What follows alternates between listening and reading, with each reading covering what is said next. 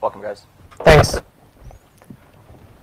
So, welcome to our talk. This topic is titled Kernel Exploit Sample Hunting and Mining. The reason why we chose this topic is because in this era of cyber warfare, cyber criminals always use multi-level attacks to penetrate multi-layer protected network infrastructures. We often see APT attackers manipulate zero-day Windows kernel vulnerability. So sometimes it might be surprising if we do not see this kind of zero-day kernel vulnerability used in this kind of APT attacks. Based on our analysis of past APT attacks, we realized that it is possible to identify the characteristics of these zero-day kernel vulnerabilities used by the APT attackers. So, in this topic, we will focus on how to proactively discover kernel exploit samples or the potential zero-day kernel exploit. In addition to that, we will also discuss some of the evolutions of kernel exploit that could defeat the host intrusion prevention system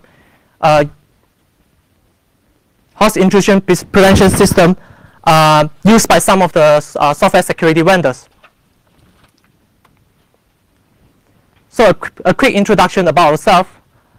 My name is Wayne. I'm currently working as a security researcher at Fortinet. In the last couple of years before joining Fortinet, I used to perform in-depth malware research, particularly studying anti-heaps technique used by malware against a behavioral detection system, and then providing countermeasure for those discovered techniques. But currently, I mainly focus on discovering zero-day exploit sample and also perform vulnerability research on Microsoft Office and Windows kernel. So as such, I'm extremely interested in anything related to exploit and vulnerability research. So feel free to contact me if you have anything related to this topic that you would like to exchange idea with me. And this is my co-presenter, Broderick, and he's currently working as a senior threat analyst at F-Secure Labs, and we used to work together back in F-Secure Lab. So let's go through our agenda for this talk. Basically, this talk divided into two parts. The first part is about kernel exploit mining, while in the second part, Brod will discuss some of the elevations of privilege exploit anomalies that we observe used by zero-day kernel exploit that could be used or manipulated by us to identify the existence of kernel exploit. We will first start by giving you a context of what is elevations of privilege and user account control, which is a security feature introduced by Windows Vista and above. Typically, this USC is a security feature that limits application software to standard user privileges until administrator authorizes the elevations. For example, you will always see the Windows USC dialog box prompted that require the user interactions. In a way, EOP and USC has a common characteristic, which is always abused by malware authors. So we will briefly discuss differences between them and which one is more favorable to malware authors.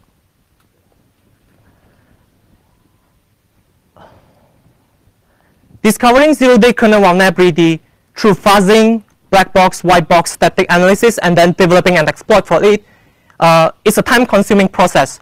So it is not surprised to see malware authors adapt the open source kernel exploit, especially those published by security researchers. Based on the results of our kernel exploit mining methodology, we realized that most of the kernel exploit used is leveraging the classic write hardware primitive. For example, the CVE 2013-3660 published by Tavis Omandi, who is currently working as a security researcher at Google Project Zero. This vulnerability is still widely or actively used by malware authors in terms of elevating the malware process privilege. So it is necessary to understand what is write hardware primitive and then we could make use. How could we make use of this write primitive to hunt for kernel exploit sample? The next one is one of the highlights of this talk, in which we will share our methodology for kernel exploit sample mining. Last but not least, we will also discuss some of the case studies of the current malware families that leverage EOP exploit. For this case study, I will only focus on dry text and disk byte, while you can get the details for the rest of the malware family from the white paper. So in this slide, you may have noticed that EOP seems to have more drawback compared to user account control. There is a saying, the great power comes with great responsibility. With EOP exploit, the exploit writer has no limitation at all because he is able to achieve arbitrary kernel code executions. However, there is no guarantee for the EOP exploit that the exploit writer deployed is 100% reliable and stable. With a single bit of instability, it could easily cause system crashes like the infamous blue screen of death. Even though it is a golden rule of thumb for exploit writer to write a reliable exploit, in reality, it is very challenging to achieve that. That's the reason why we have been observing the transition from EOP exploit to USC bypass technique, simply because the USC bypass technique is purely implemented in user mode code. So, at least it wouldn't cause system crashes in the event of program error.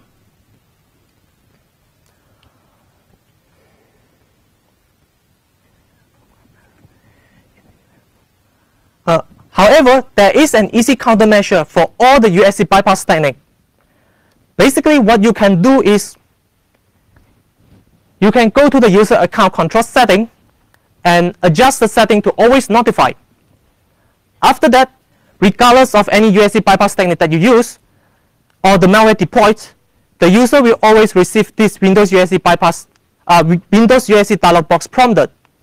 So at least it wouldn't, at least it gives the user a chance to deny the operation and stop the malware. Unfortunately, this setting is not set by default on Windows, and it is very unlikely for the user to adjust to this setting because user might think that it might be too annoying to get too many Windows prompts whenever the user trying to execute some program that require administrator privilege. However, based on my own experience, it is not as bad as you expected because Microsoft has done a great job in making this security feature less invasive. So it is strongly recommended to enable this security feature immediately right after this talk. Having said that, the EOP exploits provide full system privilege. It means the exploit process will be running as a system integrity level.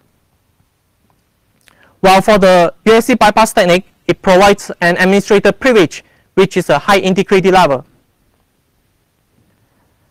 So in a nutshell, we can say that EOP exploit is more powerful as compared to USC bypass technique. That's also the reason why we have been observing a lot of malware families adapting the EOP exploit, particularly those open source ones with reliable success rate. But in fact, to improve malware's reliability, malware authors started to adapt both of these elevation methods at the same time, depending on the current user permissions. Basically, based on this simple flowchart, if the current user is not running as an administrator account, the EOP exploit will be deployed first. Otherwise, the integrity level of the malware process will be determined instead. A low or medium integrity level is a typical integrity level used by standard Windows applications that indicates it does not have sufficient privileges whenever the program trying to access to some of the restricted resources. If that is the case, the USC bypass technique will be deployed instead. In the event of unsuccessful USC bypass technique being deployed, the EOP exploit will be triggered instead before the main payload is executed.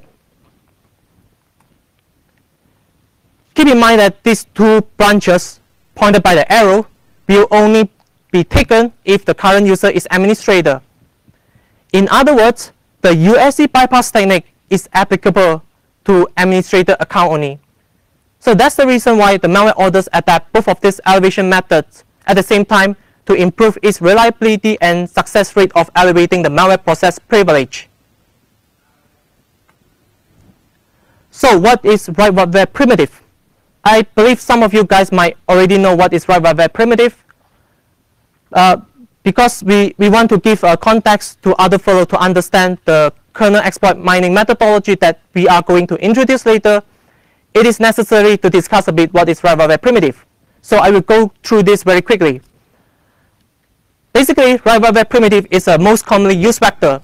It is a simple and most straightforward kernel exploitation technique which is widely used by exploit writer. Essentially, it allows an exploit writer to store a specific value to a specific kernel pointer address. For example, and the classic target for write web primitive scenario is how dispatch table exported by NTOS kernel. And generally, a traditional kernel exploit could be constructed using 3 simple steps. First, the exploit writer could prepare a user mode buffer to store the shellcode. If there is an arbitrary write kernel vulnerability exists, the exploit writer could use a write web approach to override the how dispatch table with the shellcode address that it obtained in the first step. After that, in order to trigger the shellcode from the kernel mode, the exploit writer could call anti-query interval profile functions in order to redirect the code execution to the prepared shellcodes in the exploit program. Obviously, write web primitive is the simplest form of kernel exploitation techniques, but it has its own limitation as well. Thanks to supervisor mode execution prevention and supervisor mode access prevention technology introduced by Intel since Windows 8 and above. Basically, machine with SMAP enable does not allow user mode memory execution from kernel mode code. If you still recall from the previous slide, it effectively means that the third step where the exploit writer trying to trigger the user mode shellcode from the kernel mode code is no longer possible starting on Windows 8 and above. However, in the security world, security researchers always come out with workaround to tackle the issue that they encounter, and there is no exception for SMAP as well. There are various known techniques to bypass SMAP, and one of the good examples is demonstrated by NetForce exploit in CV 2015-0058. But in my own opinion, there is a more generic method to bypass SMAP, which is in which the exploit writer could allocate a kernel mode executable buffer, replacing the user mode buffer storing the shellcode, which is well explained by Alex NSQ kernel heap function technique. But keep in mind that Alex technique can only work until Windows 8. Nevertheless, what I'm trying to emphasize here is how prominent is write web primitive to exploit writer because of its simplicity. But in fact, not all kernel exploit use write web primitive, as demonstrated by the exploit in CV 2014-4113 and 2015-1701. Because of the fact that not all kernel exploit call anti-query interval profile functions in order to achieve arbitrary kernel code execution, so it may make our kernel exploit mining methodology not generic enough to cover all the kernel exploit samples. However, the use of this API function together with how dispatch table is still favorable to us in the events of mining kernel exploit sample, and it has been proven to be useful in discovering some zero-day kernel exploit. Some of the success stories are, for example, the discovery of Drydex CV 2015-0057 exploit, which was first reported by Udi Yawu to Microsoft and then later exploited by Drydex while there was no public exploit code available during that time. Another example is the discovery of other malware family leverage the public known EOP exploit as a result of our kernel exploit mining methodology. So basically, how do we do that? What we do is we look for the Windows kernel API function name statically and dynamically. These Windows kernel API function name are most of the time hard-coded in the binary and can be conveniently searched from process memory. So the string search from the process memory through dynamic analysis system like Sandbox could come in handy in mining this kind of kernel exploit sample. However, there are some cases where these Windows kernel API functions are not hard-coded in the binary. For example, the malware might use some code prowl technique to implement its own getproc address routine and pass the import table manually in order to retrieve the function address directly needed by the exploit. To address these cases, we introduce some of the kernel exploit behavior detection methods that will be explained by Brod in the anomaly sections. So we will first discuss the generic way on how to identify write-what-where primitive exploit, kernel exploit sample. The following screenshot should be no stranger to anyone who is familiar with Yararu. And this is an example of VD Yararu that we implemented to look for the write-what-where primitive kernel exploit sample from static binary. One of the killer features of Yara is that it enables us to scan the string pattern from the process memory as well. So, to improve the efficiency of this Yararu against packed or encrypted malware, you might want to deploy this Yararu to your dynamic analysis system that support Yara. As I mentioned previously, the use of write-what-where primitive is still very favorable to us in the events of mining majority of kernel exploit samples. To reiterate again, after successfully exploiting a kernel vulnerability, the exploit process will need to call anti-query interval profile function in order to transfer the code execution to an arbitrary address under attacker's control, which is overwritten at how dispatch table via some arbitrary write kernel vulnerability. And keep in mind that the use of this anti-query interval profile function is not common to be found by user mode applications. Hence, it is safe to say that if this Windows kernel API functions is found in a binary or process memory, we could say that it potentially contains kernel exploit. Currently, we are applying this Yararu on virus total, and the result looks quite promising with very low FP rate. Of course, you can reduce the number of false positives by adding additional conditions. For example, we skip scanning Windows driver file in this case, which might have the potential of using or calling these anti-query interval profile functions. To recap, not all kernel exploits use write-what-where primitive. So, how can we deal with these other exceptional cases? In order to do that, we need to first understand what is the typical post-kernel exploit payload used by exploit process. Traditionally, after exploiting a kernel vulnerability, an exploit process will typically elevate itself to system privilege through token stealing. In other words, we could take advantage of the token stealing payload operations. And these token stealing operations could be summarized in 3 simple steps. First, the exploit process could get the e-process structure of the system process with process ID equals 4 and subsequently obtain its corresponding SS token address.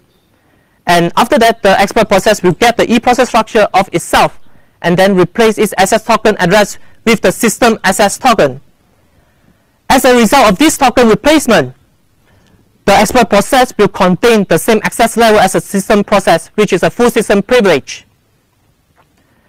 Traditionally, all of these steps are implemented in pure assembly code that would require some constant offset to be used to find the actual SS token address, which is one of the fields from the e-process structure, and also traversing the active process list to find the system process and also retrieving other type of hard-coded information. But the kernel exploit these days would use documented Windows kernel API functions to implement or perform all these steps to improve its resilience and portability. This is an example of a privilege elevation payload routine taken from modern exploit. Obviously, it looks cleaner and more portable. Basically, what these two pieces of code trying to do here is that it first try to call the documented Windows kernel API functions called PS lookup process by process ID.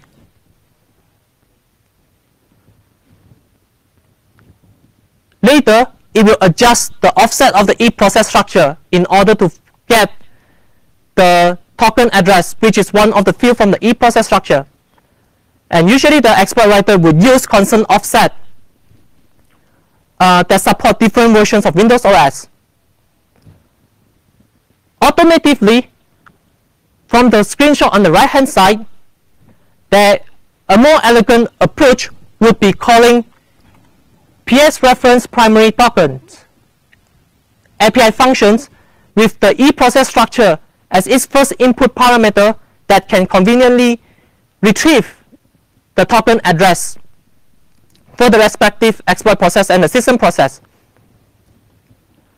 After the token address has been determined, the exploit process will change its access token with the system access token to achieve elevations of privilege. Hence, we introduced the second Yara rule to detect the subset of the kernel exploit sample that do not leverage write-word primitive. In this rule, we take advantage of the token stealing operations that will call the documented Windows kernel API functions like PS lookup process by process ID and anti-query system information, which is typically used by all sorts of kernel exploit to retrieve the NTOS kernel base address that would be required in parsing the actual kernel address for the respective kernel function that would be required by the exploit.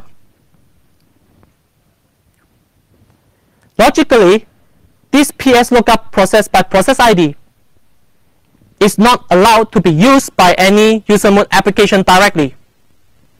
So, the use of this documented Windows kernel API function by any user mode application attempting to exploit a Windows kernel vulnerability could be a good indicator for us. It is also worth to mention that this Yara rule is more aggressive, but it is able to find the token stealing operation that presented from the code figure shown previously. Again, additional condition can be added to this rule to make it less false positive. For example, we have also added checks where the sample has imported GDI32 and user32 libraries that contain the GUI functions which are typically used when exploiting Win32k vulnerabilities. We also introduced a third Yara rule to detect the token stealing operation that involve calling another documented Windows kernel API function called PS reference primary token. This rule is identical to the previous one, except it is not specific in detecting samples exploiting Win32k vulnerabilities. As you can see in the condition part, we dropped the user32 and GDI32 import libraries checks. Next, we are going to talk some of the case study of the current malware family that leverage the EOP exploit. This malware family was discovered by the first Yara rule that we introduced. And the reason why we picked Broderick as one of the notable malware family that we want to discuss here is because it was the first malware family that exploits CV 2015-0057 3 months after Microsoft patched the vulnerability in February 2015. It is also worth to mention that there was no public exploit code available during the time. So we believe that this EOP exploit could be developed by Broderick's authors through patch analysis, or they bought the EOP exploit from the underground market. Nevertheless, After the disclosures of 5i blog posts regarding the use of EOP exploit by DryText, we realized that the EOP exploit has been disappeared from DryText in July 2015. Soon after that, we only discovered that DryText has been evolved. It now supports modular architecture, in which the EOP exploit can be downloaded as a module from the CNC as Mode 5. Currently, we are actively monitoring the EOP exploit in Mode 5, but the result is quite disappointing because the EOP exploit in Mode 5 seems to be the same exploit as we first discovered back in April 2015. DryText is one of the good examples to show how malware authors react to improve their product. As I mentioned previously, to improve the malware's reliability, DryText also includes the USC bypass technique in addition to the EOP exploit in order to elevate the malware process privilege. For DryText, its USC bypass module can be downloaded from the CNC as Mode 4. Fortunately, it is currently exploiting a very old and known USC vulnerability, which is already patched by Microsoft. In case if you are interested, the USC vulnerability is currently exploiting is called app-compat whitelisting. The next case study is Despite. I believe no one has heard about this malware family before because this is not a very prevalent malware family that first appeared in 2014. It was also discovered by the first YARA that we introduced. The reason why this malware family stands out from the rest of the malware family is because of its interesting post-kernel exploit payload. After exploiting a kernel vulnerability, Despite malware did not elevate the malware process privilege. Instead, it used not a new technique, but rather interesting approach. So we started to ask ourselves, do we really need to elevate the privileges for the exploit process? This question seems to be answered by Cesar Cheruto in his presentations of easy local Windows kernel exploitations. In his presentation, he introduced a couple of approaches for Windows kernel exploitation, and one of his approaches suggests that exploit writer could nullify a DSCR of a security descriptor for a privileged Windows process. After that, a low or medium integrity level of the exploit process could inject its payload to a higher privileged Windows process without any restrictions.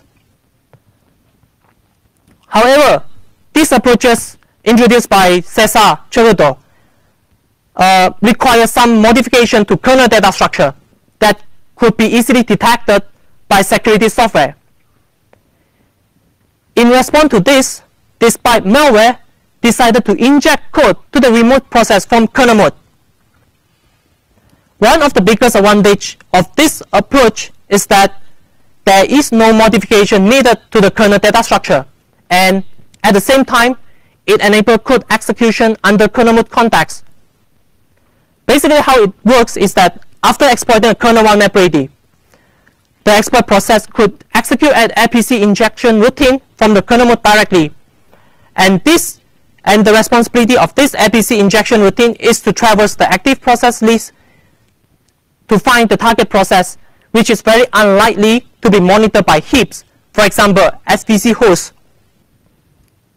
After the target process was found, the exploit process could inject an RPC thread to the target process in order to run the main payload. Obviously, this approach is more stealthy, and based on our testing, it is able to bypass most of the heap solution by anti-malware vendors. Interestingly, last month, Trend Micro also discovered the similar post-kernel exploit payload used by Locky, which is a notorious ransomware, in order to elevate the malware process privilege. This is a workflow of workflow of the post-kernel exploit payload used by Despite. The Despite malware will first exploit the vulnerability specified in CVE 2013-3660. After the Despite malware successfully exploiting the vulnerability, it then transfers the control to kernel mode.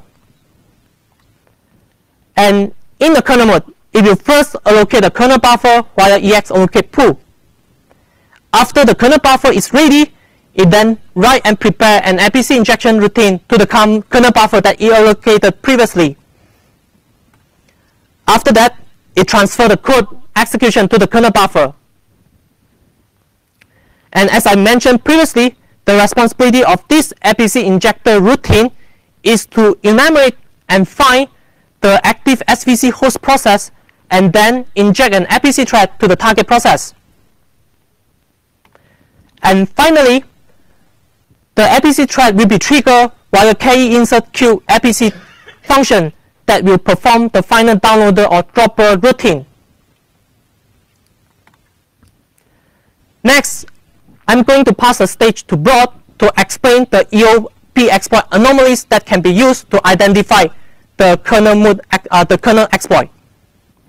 Okay, thank you, Wayne. So now I'm going to discuss those anomalies that may suggest that an elevated process is not authorized. So first is the existence of user processes that have system integrity level. According to MSDN, the processes that are started by the user acquire the integrity level of the user. Only system services are assigned system integrity level. So if we look at a normal system, so we will notice that only system services have like system integrity level, and user processes have like integrity level of the user. For example, let's say we run calculator. So it will have a medium integrity level because by default users have medium integrity level unless they are admin users that have authorized through UAC. For example, let's re-execute it again, but as administrator. So now it has a high integrity level. So now let us use a local kernel debugger to simulate like a malware breach the kernel mode and what it can do. So in our case, we want to elevate this medium integrity level to system. So as discussed by Wayne, one of the technique that is commonly used by malware is to just steal the token of the system process. But before we are able to do that, since we're not using the documented API, so we need to increment the reference count. Otherwise, we will risk blue screening the system after our process terminates. So the reference count is located at the object header. Object header of the access token. So let's see.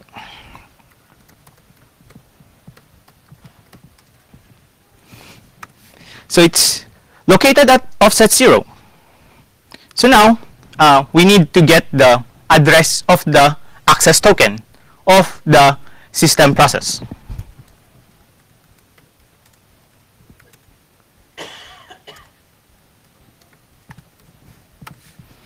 So this is the access. So this is the address of the access token of the system process. So now we need to get the address of its object header.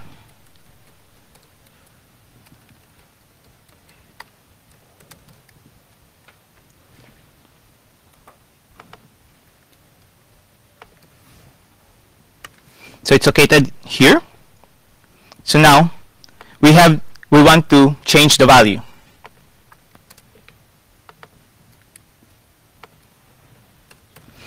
It's located at 0, so yeah, so we don't need that. At this point, we don't know how many existing references are there. So we cannot simply just change it to 2D or whatever. But there's a brilliant technique that was suggested by Cesar Cerrudo, is to simply set this to set it with a value that is big. That way, we ensure that the access token is not freed even after our process exits. So for example, let's set it to 300 hex.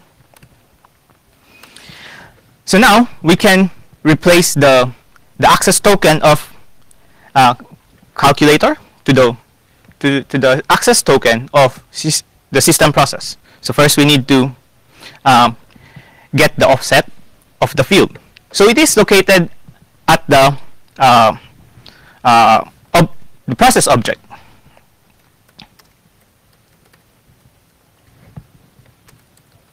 So the token is located at offset F8.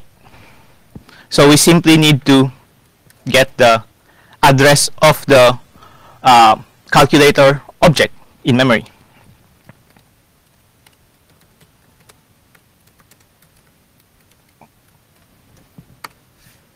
So it's here. So we want to change the token field, which is in offset F8.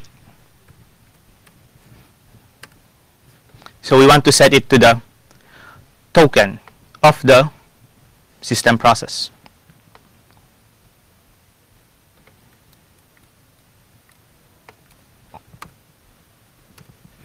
So now when we restart like Process Explorer, then it should be it should have system integrity level.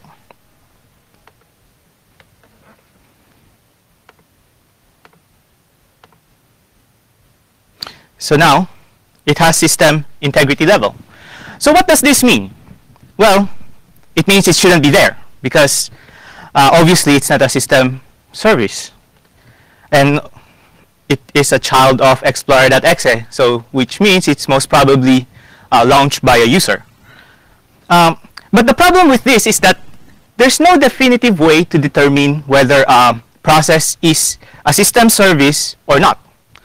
But of course, there are also ways to check. Like, one is the parent should not be Explorer.exe, or if it's a system service, then its parent should be services.exe. But with this approach, then we need to consider that there are processes that are started by Windows at startup. So that means that some form of whitelisting is needed.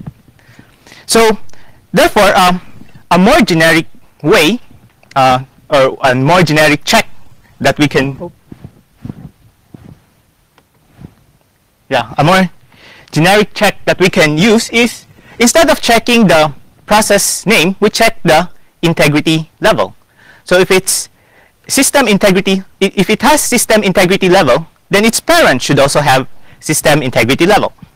So for example, like a normal process like SVC host, it has a system integrity level. So its parent should also have system integrity level. So now calc has system integrity level, but its parent, Explorer.exe, is only medium integrity level. So we have discussed like how to determine an anomaly through integrity levels. But as Wayne mentioned earlier, malware doesn't really need to elevate to a higher integrity level. There are other ways. One of them is to directly acquire the system, the necessary privileges. So let's use OLIDebug, for example, as example. So we have executed it as medium integrity level.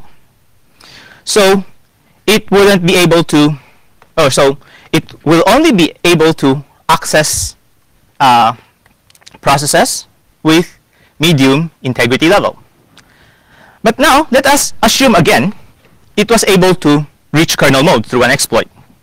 So it reached the kernel mode and able to acquire the SE debug privilege. The SE debug privilege is basically it basically grants a process access to all processes regardless of the integrity level.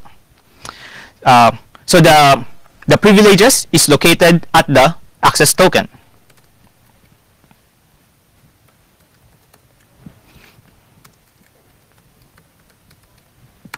So it's located at offset 40, and it's using this structure. It's called SEP token privileges, and it contains this field present, which contains a value that with each bit representing the privilege. So if we quickly take a look in the privileges of Oli debug, so the present field means like what are the bits that are present, or what are the privileges that are present. For the enable field, it corresponds to which of the bits are enabled. So in this case, it's SE change notify privilege, only this one. So now we want to actually, there's a research by Cesar Cerrudo. Apparently, the present field is not being checked at all in the kernel mode. In kernel mode. So if we want, we just need to set the SE debug privilege in the enable field. So now let's get the access token of Oli debug.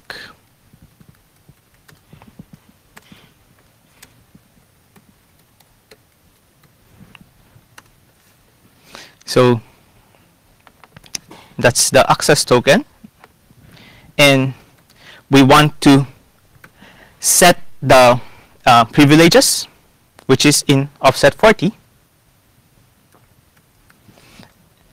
So we want to modify the privileges field of the access token, and then the enable field of the privileges. So it's at offset 8.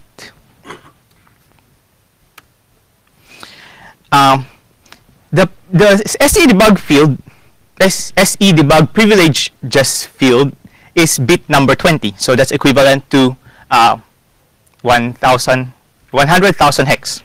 So in this case, we just need to OR it. So basically, that's equal to 900,000 hex. I've pre-computed it already before coming here. So now, when we go back to Oli, then it has access to all the processes, but it still has the medium integrity level. In normal circumstances, let's just close this. In normal circumstances, processes that have medium or low integrity level are not able to acquire admin privileges. So we have a test binary here, or a demo binary here. So it will try to acquire the SE debug privilege using the adjust token privileges API. So if we, for example, we run it with high integrity level. So high integrity level, if we quickly take a look, it has the SE debug privileges present, but it's disabled by default. So if we let it continue, if we check again, then it was able to acquire the privilege. But if we run it with medium integrity level, then it doesn't even have the SE debug privileges present. So eventually, so if we let it continue, of course it will fail. So what this means is that we can use it as a check. There shouldn't be any processes that have admin privileges, but only has medium or low system integrity level. Another thing that malware can do without elevating to a higher integrity level is to tamper with the protection of the target object. So let's use actually that was mentioned by Wayne earlier, so but let's do a demo. So let's use, let's launch calculator as our target. So it is in high integrity level. So now if we launch only debug with medium integrity level, so naturally it won't be able to access calculator because it's in a higher integrity level. Again, let's just assume it was able to reach kernel mode and able to tamper with the security descriptor of calculator. So basically, security descriptor contains all the security information of an object, or in this case, of calculator. The security descriptor is located at the object header.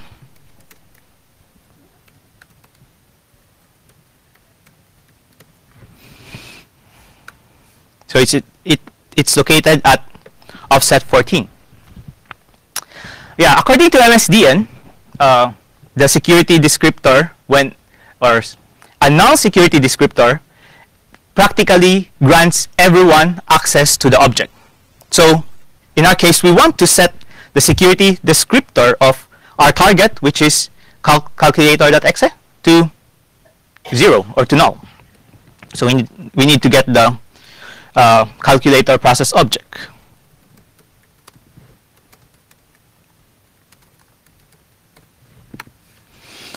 So now we try to get the address of its object header. So it's located here. Now we want to set the security descriptor field, which is in offset 14.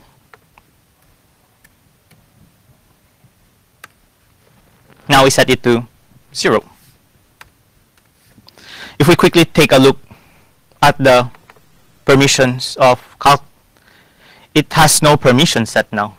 So it practically gives anyone access to it. So that means like when we come back here, we reload it, then calc is already accessible, even though it's in a higher integrity level. Where am I? So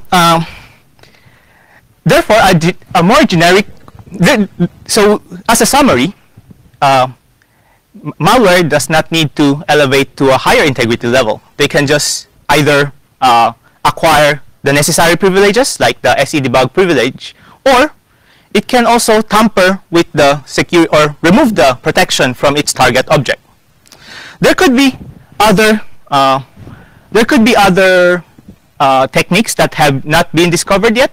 Therefore, a more generic check is to simply check for processes trying to access objects that have higher integrity level, because that is the core of the Windows integrity mechanism. So if something is violating that one, then it means that something fishy is going on. So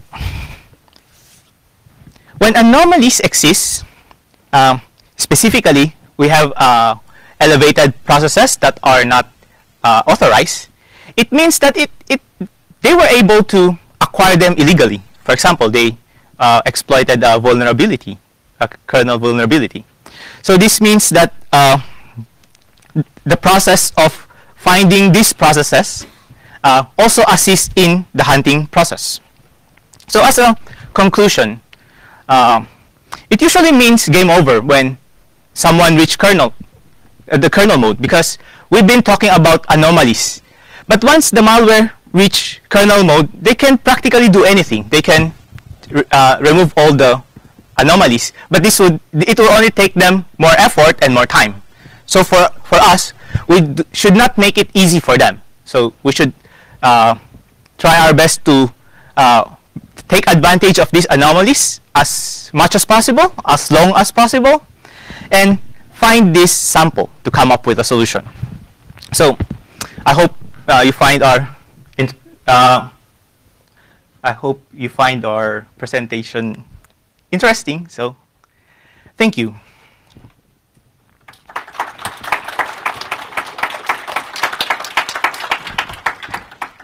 Thank you all. Any questions for Wayne and Broderick? Is that clear?